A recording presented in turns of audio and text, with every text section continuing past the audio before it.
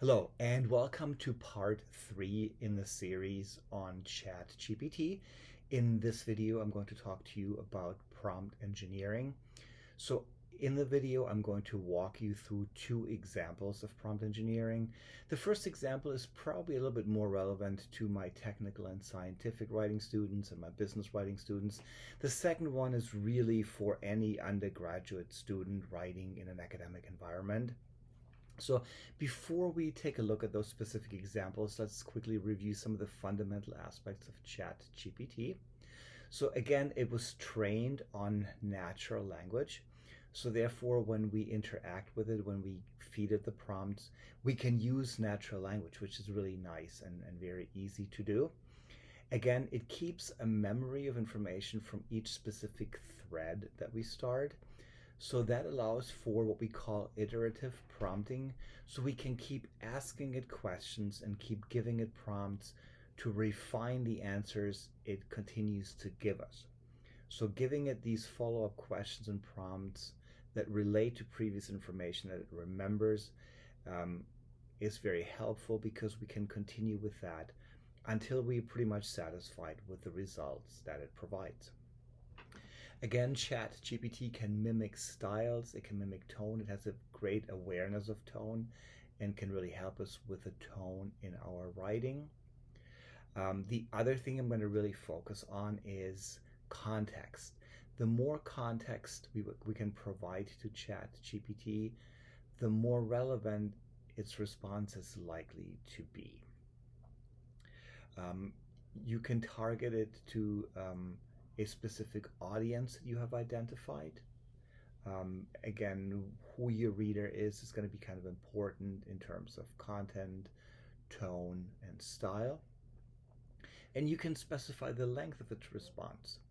So you can tell it whether you want it to be 3 pages, if you want it to be 2 paragraphs, you can specify the number of words you want it to be. And you can tell it if you want it to be paragraph format, you can tell it if you want it to be bullet statements. And finally, and I can't say this enough, we always have to check the quality of its outputs. So again, we cannot take for granted that what it's giving us is fact, because ChatGPT cannot necessarily distinguish fact from fiction or right from wrong.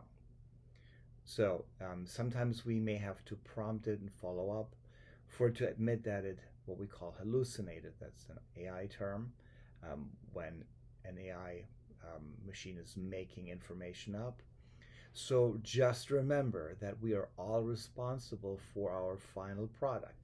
So whatever you submit to a professor for grading, you have to make sure that the information is absolutely correct. So please don't rely on ChatGPT for the accuracy of your work.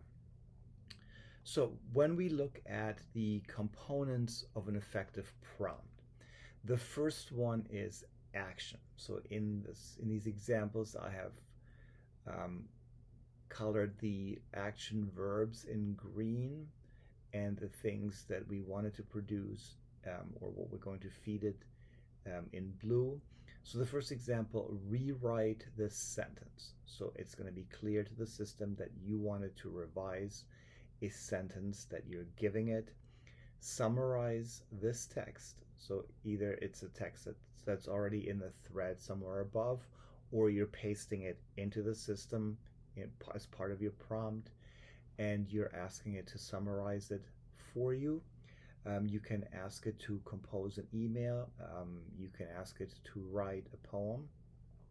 So there's no limit to the formats that you can ask for it either. So it can be regular prose, it can be a bullet point list. You can ask it to write an email, which will be slightly differently formatted. You can ask it to write a research statement, a poem, a play. All of these things are possible. Again, it's also helpful for ChatGPT to understand who your audience is. So is it an undergraduate student? Is it one of your college professors? Is it the editor of a peer-reviewed journal? Again, the more specific you can be here, the more helpful the output is likely to be. And then finally, if you want to be really specific about the tone, that can be helpful. So do you want it to be persuasive? Do you want it to sound technical? Is it formal? Is it informal? Do you want to be especially respectful? So these are all things you can tell ChatGPT in order to form the potential outcome that you can expect. So let's take a look at the first example. Okay, so let's begin with example number one. Again, as I mentioned a little while ago, this example is probably going to be a little bit more relevant to my technical and scientific writing students or my business writing students. But I'm sure my English 1 and 2 students can learn a few concepts from it as well. So here we're going to focus on the section of a grant proposal. One thing I want to point out here is that the introductory sections of any document should, as a general rule, be highly detailed abstracts that contain the most compelling data from the overall document in order to show the importance of our document to the reader. So this is how we create exigency. Why should a reader care? And if we make this highly general statements, then that urgency, that importance is not going to be effectively communicated. Okay. So again, the introductions should contain the most compelling data from the grant proposal to hook the reader's attention. So what I started my prompt with is I told ChatGPT that I will paste the introduction section of my grant proposal. So I'm identifying the section of text is that I want it to do something with, where it comes from. I'm then identifying the target audience as reviewers at the Maryland State Library Agency. And then I'm asking ChatGPT to take on the role of a reviewer at the library agency, a reviewer who's critical, that's important, and who reads many grant proposals that compete for limited funding. So one thing we need to understand here is that we're one of many people or organizations competing for rare resources with other people. So if we hope to get any of that funding, our grant proposal and our writing in that document needs to be really compelling. Otherwise, we're not going to be awarded any money. Okay. So I'm then requesting a specific action. So I said, please critique my writing and give suggestions for improvement. I'm specifying for it not to rewrite the text yet. And instead, I'm asking it to provide a few bullet points of recommendation on how I can make my introduction more compelling. So here in the next screenshot, I have the prompt along with the actual text that I pasted into ChatGPT. Here's the output I received. It's a total of 10 recommendations. So number one is to clarify the problem statement. So in a proposal or grant proposal, we always have to clearly identify first the problem that we're going to address. Okay, so the reader needs to understand that there's a problem before we can convince that reader that there should be a solution, and in this case that they should give us money for that solution. So ChatGPT says, while you mention the importance of literacy and the challenges faced by underserved communities, try to explicitly state the problem you aim to address. What is the current state of literacy in these communities, and what are the specific challenges that the Maryland Book Bank intends to tackle? Okay, so we need to be specific. Number two, statistics and data. I always try to convince my students that general statements are not going to help someone understand the extent of a problem. We need to, if we can, provide numbers and numbers in context. Okay, so what was this problem 10 years ago? What is the number that represents the problem today? So incorporate relevant statistics or data about literacy rates poverty levels, and the impact of limited resources in underserved communities. This will provide reviewers with concrete evidence of the problem's severity. Okay, again, stay away from general statements. So, what are the impact and the outcomes? So, what can we expect that the Maryland Book Bank is going to achieve in trying to improve literacy rates in these communities? What are measurable goals or indicators of success? So, in 1 year from now, will they reach another 20% more households through with their bookmobile? What specific? How will we know that what they're going to do will be successful, and how can we measure that? Again, grant givers are not going to just hand out money if they don't know how that money is going to be used and if it's going to be used effectively. Okay, cite external sources. Again, where are you getting this information from? Are these credible sources? Sources need to be credible to be compelling. Clarity and conciseness. It says some sentences are quite long and complex. Consider breaking them down into shorter, more digestible sentences to improve readability and comprehension. Again, with iterative prompting, we could then also ask it to identify some of the sentences, so it'll be easier for you to go back and address them. Let's move on to the next 5 suggestions. Highlight uniqueness is number 6. So what sets the Maryland Book Bank apart from other organizations? Again, how is this organization different? How will it tackle this issue more effectively than others? What makes their approach effective and deserving of funding? Why do we deserve to get this money? Okay, so make sure to emphasize these aspects. Okay. Number 7, engaging language. So while the proposal is informative, try to engage the reader emotionally or intellectually. I would say ideally both. If you can reach a reader on an intellectual level and on an emotional level, you've got them hooked. Okay, convey the urgency and significance. But again, we need to do it through specific facts. All right, connect the grant to the solution. How will this funding specifically contribute to the Maryland Book Bank's mission, and how will it be allocated? Okay, what is a call to action? So enter introduction with a strong call to action or a statement, again, that highlights the importance of addressing the issue. Number 10, proofread and edit. So review the introduction for grammatical errors, typos, or awkward phrasing.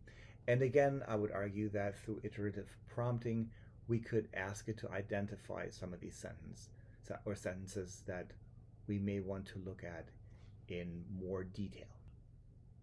So let's take a quick look at the actual introductory section. I've highlighted some portions here. The 2 portions highlighted in yellow sort of draw attention to the fact that a lot of the information is very general. For me, whenever my students use the word many in their writing rather than provide specific information, that's kind of a red flag. So many other issues is highly general and doesn't provide us with any kind of specific details. In the next paragraph, poverty has numerous effects. Numerous is just a fancy word for many. So again, we're not really getting a whole lot of specific detail. And then I've highlighted some other information in this light blue color. We get information, but it's somewhat general. So what are low graduation rates? What specifically are they? What are the numbers? How have these numbers become increasingly worse? What were graduation rates in 2010? What are they today? Are they going up or down? Providing quality resources that will be beneficial to individuals in these communities. What are they? What are these quality resources? How will they be beneficial, and who are these individuals? Funding for the Maryland Book Bank will be utilized in helping to provide books for the individuals and families through a delivery service in these communities. So let's talk a little bit more specifically what the bookmobile is, what kind of services are provided, how many people have been using that service in the past, how many more people are we hoping to reach with this grant in order to improve literacy rates in those communities. All right, so now I'm asking it to rewrite the introduction according to its suggestions. So here is the first half of that response. I'm not going to read the whole thing to you. One thing I would point out here is ChatGPT really stressed the importance of statistics in its feedback to us. But if you look at this text here, we're not getting any statistics. So it's fairly well written, but it is kind of general in some ways. Okay. So I followed up by asking it to recommend credible sources based on its recommendation in number 2 above regarding statistics and data. So again, it remembers that it gave us that recommendation. So now I'm saying, well, what are those sources? It's giving us a total of 8 recommendations: the National Center for Education Studies, Baltimore City Public Schools, the Annie E. Casey Foundation, National Assessment of Educational Progress, and so forth. So the important thing here is to, first of all, look at these sources to make sure that they are real. Again, ChatGPT might be making them up, so you always want to verify if this is accurate information. Also, obviously, at that point, when we're writing the introduction that is based on the actual document, we should have done most of our research already. Also, I usually encourage my students to look in our databases at the university. Their college tuition money pays for those databases, so we should use articles from peer-reviewed journals and scholarly and professional sources. But if ChatGPT can identify any additional sources that we haven't thought of or come across yet, there's absolutely nothing wrong with that. But again, we need to just verify that those sources are actual sources and that they are credible. So let's move on to example 2. As I mentioned earlier, the second example will be relevant to undergraduate college students in general, as it focuses on a specific aspect of an academic essay or research paper, specifically the introductory paragraph. So starting with my prompt here, so again, I'm announcing to ChatGPT that I'm going to paste in the introductory paragraph of my research paper. Again, this is the basic context, what it is. I'm specifying that the argument I'm trying to construct here is that commercial advertising on television and in other media leads to poor dietary habits in adolescents. So that's going to be my basic argument. So in terms of the action I want ChatGPT to take, I'm asking it to analyze the paragraph and to give me feedback in 5 to 10 bullet statements on how to improve it. So I'm being fairly general here. So I'm just looking for suggestions for improvement. I'm clarifying that my primary reader will be my college writing professor, but that I potentially might want to publish this also for an audience of adolescent readers. So I might submit it to a magazine or perhaps to the school newspaper that might publish it. The format is a college essay, so ChatGPT will have an idea of what that should look like. And I want the tone to be persuasive, obviously. If we write a research paper, more often than not, that's going to be an argument as it is expressed by the thesis statement. And then I have a colon, so ChatGPT will know automatically that anything that follows will be the actual text that I wanted to analyze. So ChatGPT gave me a total of 10 recommendations. So the first one is to begin with a clear and attention-grabbing opening statement that directly addresses the impact of commercial advertising on the dietary habits of adolescents. It even gives me an example the pervasive influence of commercial advertising in television and various media has emerged as a significant catalyst for the development of poor dietary habits among adolescents. There's a topic sentence that's fairly effective because it beautifully sort of summarizes what I'm trying to say. The second recommendation is to clarify the objective and scope, because the topic itself could be fairly broad based on that topic sentence. So once we have established a basic fundamental argument, we want to start narrowing down of what we'll actually cover in this research paper.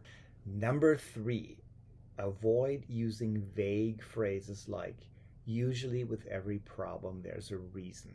That's really an extremely obvious statement, and we don't ever want to state the obvious. All the information should be relevant, necessary facts. So instead, provide a concise and compelling introduction that sets the stage for your argument. Number 4, make sure your thesis statement is clear and appears at the end of the introduction. So the thesis statement it lists here starts with, this paper argues that. I think that's something we can omit. We're writing a paper and the paper is going to argue that. So as far as I'm concerned, if I were giving feedback to the student writing this, I would start the thesis statement with, the prevalence of commercial advertising on television and other media significantly contributes to the development of unhealthy dietary habits among adolescents, placing them at risk for conditions like type 2 diabetes. So the reason I think this thesis is overall helpful is it sets up a cause and effect relationship, which is what thesis statements should do. So it should never be sort of an obvious fact.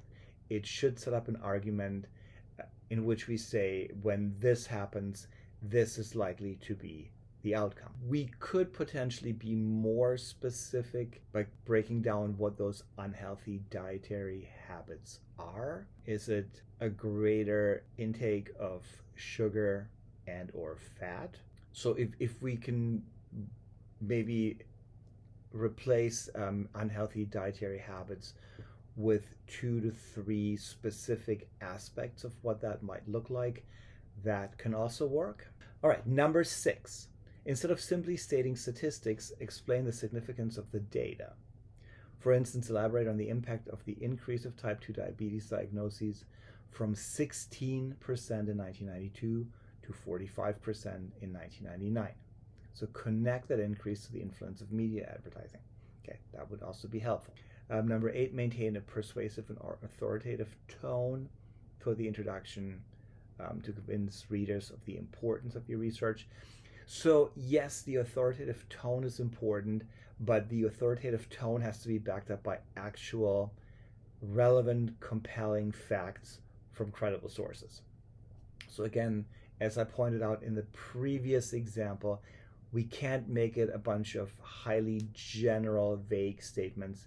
We need to draw the reader in. We need to create exigency, show the importance, the urgency of our argument through hard, relevant data. Number 9, be sure to cite your sources in the appropriate format. And again, I'm leaving that up to my students, so always be sure to know what documentation style your professor is asking you to use.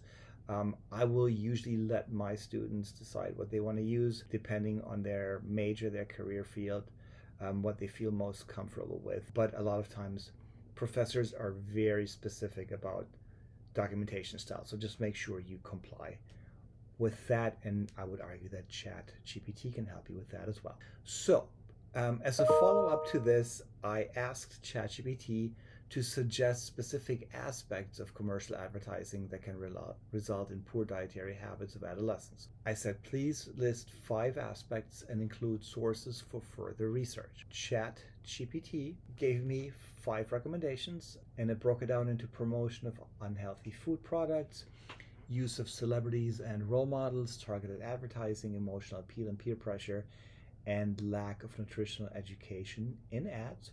So for each of these, it actually suggested a source. So as I have pointed out before, generally speaking, ChatGPT has was trained on the internet, so it may not have had access to an actual peer-reviewed journal article, and sometimes it just kind of makes them up.